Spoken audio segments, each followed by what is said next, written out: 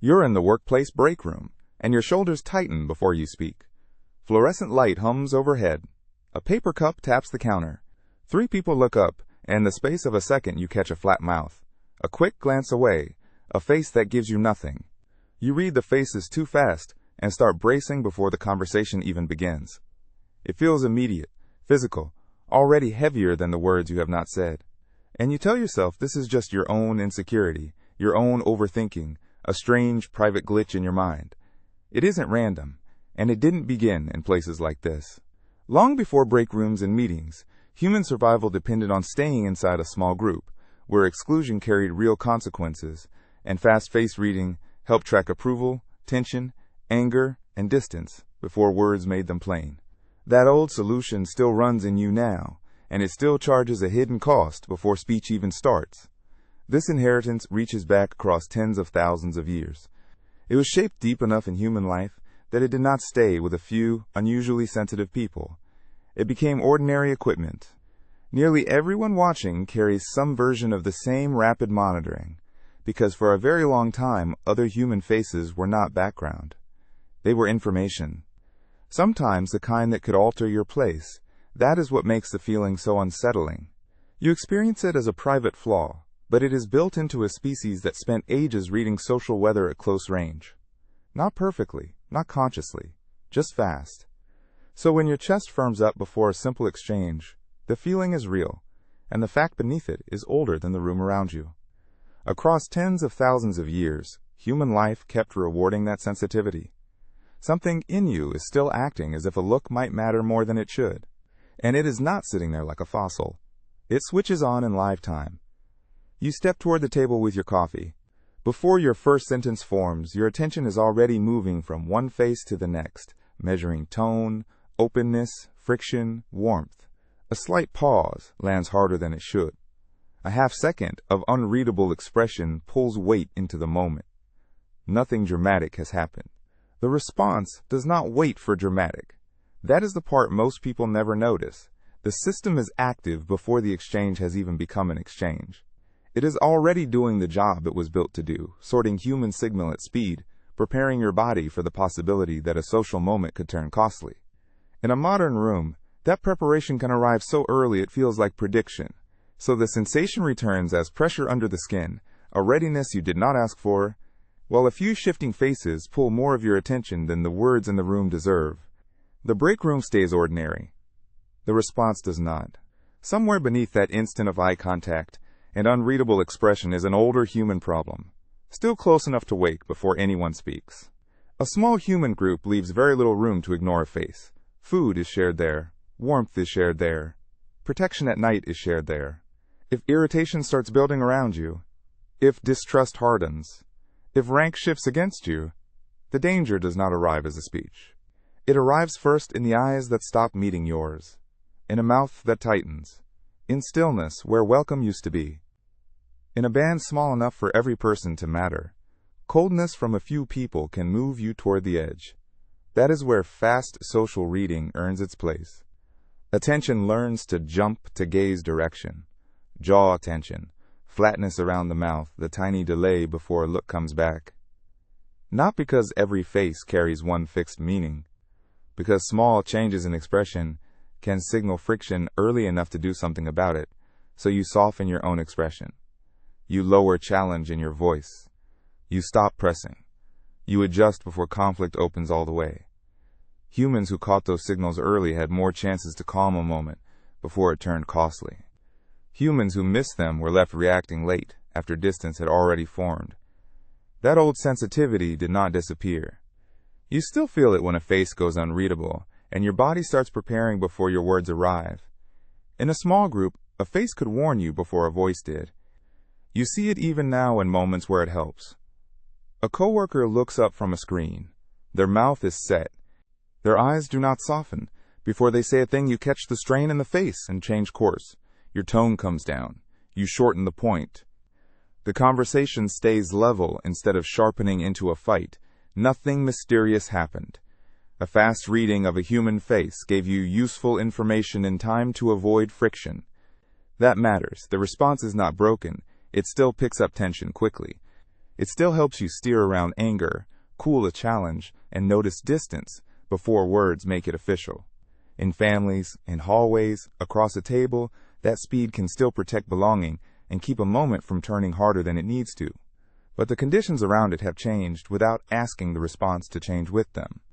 You move through offices, waiting areas, trains, lobbies, and classrooms, full of expressions that pass in seconds. Many of those faces are tired, distracted, guarded, or simply elsewhere. Your monitoring does not wait for certainty. You feel that in the instant your attention snaps to a look before you have decided to care. Human faces still pull priority fast. Then the contradiction appears. You are safe in an ordinary room. No food depends on this. No shelter depends on this. No one has said your name with anger. Still, before the exchange begins, your chest tightens, and your body starts acting as if a few shifting expressions might decide too much. Then one face at a meeting table goes blank for a second, and your attention catches on it. You stop tracking the opening remarks. Part of you is busy weighing that one unreadable look, as if a brief loss of warmth deserves immediate accounting. Then you stand in line for coffee, glance up, and catch a stranger with a furrowed brow and distant eyes. The face is passing through its own private weather. Your jaw sets anyway. Your mind starts testing whether you did something wrong. The reaction lands before the evidence does. You feel it in your neck, in your breathing, in the speed with which a human face can take over the front of your attention. The room has barely asked anything of you. The body has already begun to spend. A system tuned for a few decisive faces does not stay quiet when the modern world keeps sending more. So you enter a team meeting in a glass conference room, and, before you choose a chair, your attention has already moved around the table. One person looks tired. One looks bored. One keeps their face still. That is enough. Part of your focus starts sampling for judgment instead of staying with the agenda. By the time introductions begin, calm has already dropped, and listening has to compete with monitoring. The cost is immediate. You miss the first point. You rehearse your own expression. You spend energy holding your face steady while reading everyone else's. Then it happens again in a cafe, waiting for a first date. You see them coming through the window. Their mouth is neutral. Their eyes flick away for a second to find the door. Before the greeting finishes, your body has started preparing for rejection, from details too small to deserve that weight. Shoulders lift. Breathing shortens. Attention narrows onto tiny changes in the face, instead of the words arriving with them. Nothing has gone wrong. The body is already paying in advance. Then, a training session. 6 new coworkers. Name tags. Half a circle of half-known faces. While someone explains the plan, you keep checking who looks warm, who looks closed, who looks unconvinced. Compulsive checking steals room from memory. The material lands weaker because some of your attention is busy defending your place before anyone has challenged it. You feel it as tightness along the neck, a fixed jaw, a readiness that arrived too early. Even brief exposure to evaluative faces can raise the body's alarm within seconds. And because the trigger is human expression itself, the moment keeps renewing before the conversation has had any chance to prove it safe. Now the part that did not fit becomes simple. The response is not waiting for real danger. It is waiting for faces that might carry social consequence, and modern life keeps supplying them in clusters. A meeting, a date, a classroom, a waiting room. Not one decisive face. Many partial ones. The old pressure was a few people who mattered deeply. The new version is a constant field of looks, pauses, and unreadable expressions, enough to trip the same monitoring again and again. So knowing better does almost nothing in the moment. You can tell yourself that the manager is distracted, the stranger is tired, the other person is just nervous too. The words arrive late. The scan has already begun. Eyes, mouth, stillness, gaze. The check runs before your reasoning catches up. That is why the mismatch holds. The system was shaped to treat ambiguity itself as worth tracking when belonging could shift fast. You try to outthink it in real time. You pick a seat and promise yourself not to read the room. Then, one face stays flat too long, and your attention goes there anyway. You try to focus on the sentence in front of you. Someone across from you glances at another person, and part of your mind leaves the sentence to calculate what that look meant.